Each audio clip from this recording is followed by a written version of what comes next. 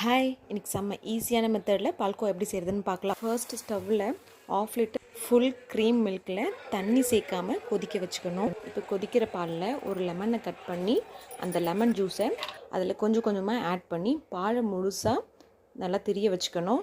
இப்போது பால் நல்லா திரிஞ்சிருக்கு பாருங்கள்.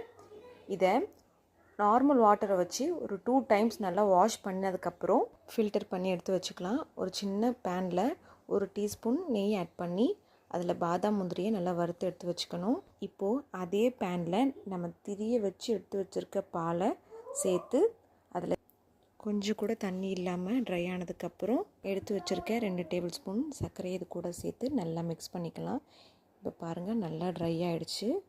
இப்போது இது கூடவே 1.5 ஸ்பூன் நெய்யை சேர்த்து இது கூடவே கட் பண்ணி வச்சுருக்க நட்ஸையும் சேர்த்து மிக்ஸ் பண்ணி இறக்கணுன்னா நம்ம பால்கோவா ரெடி.